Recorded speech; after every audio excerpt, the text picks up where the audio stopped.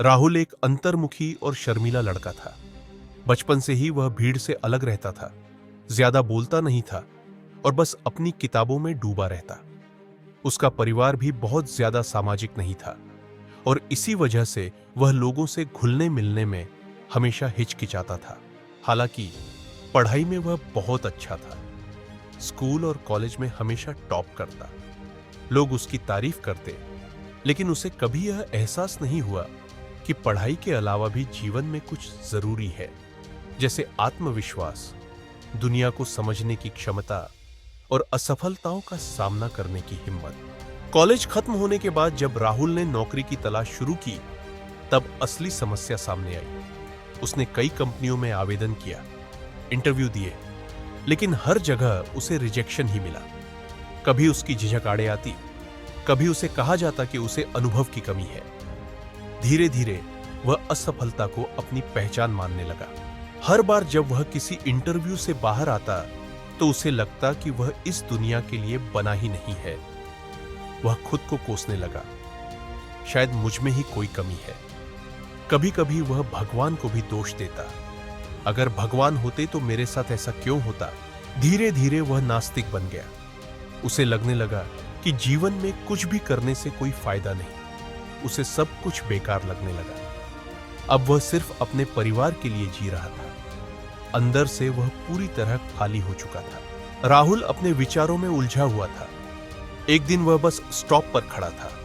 उसकी जेब में सिर्फ 50 रुपए बचे थे और उसे समझ नहीं आ रहा था कि आगे क्या करे। तभी उसकी नजर एक अधेड़ उम्र के व्यक्ति पर पड़ी, जो ठेले पर समोसे बेच रहा था। वह व्यक्ति अपने ग्राहकों से मुस्कुराकर बात कर रहा था, हल्के फुल्के मजाक कर रहा था और पूरी मेहनत से काम कर रहा था। राहुल उसे देखता रहा। थोड़ी देर बाद राहुल ने हिम्मत करके उससे पूछ लिया, अंकल, आप इतने खुश कैसे रहते हैं? आपको कभी डर नहीं लगता कि आपका ठेला नहीं चला तो क्या होगा? उस व्यक्ति ने मुस्कुराकर जवाब दिया, बेटा, जब मैंने यह काम शुरू किया था तब मेरे पास कुछ भी नहीं था। पहले दिन केवल 10 समोसे बेचे थे, लेकिन मैंने हिम्मत नहीं हारी। धीरे धीरे सीखा, गलतियां की और आज मेरा काम ठीक चल रहा है। राहुल ने थोड़ा संकोच करते हुए पूछा, लेकिन अगर यह भी ना चलता? तब उस आदमी ने कहा, तब कुछ और करता। मेहनत करने वालों के लिए कोई ना कोई रास्ता हमेशा खुला रहता है। हम सिर्फ भाग्य को कोसते रहते हैं, लेकिन असली फर्क हमारी सोच से पड़ता है। मैं भगवान से शिकायत नहीं करता, बल्कि उनका धन्यवाद करता हूं कि मुझे मेहनत करने का मौका मिला। राहुल के मन में यह बात गहराई तक बैठ गई। उस दिन राहुल ने सोचा, अगर यह आदमी इतनी मुश्किलों के बावजूद हार नहीं मानता तो मैं क्यों? उसने ठान लिया कि अब वह खुद को कोसने के बजाय कुछ करने की कोशिश करेगा। उसने अपने कौशल को पहचानने की कोशिश की। उसे एहसास हुआ कि वह लिखने में अच्छा है और उसे टेक्नोलॉजी में भी रुचि है। राहुल ने छोटे छोटे फ्रीलांसिंग प्रोजेक्ट्स लेना शुरू किया।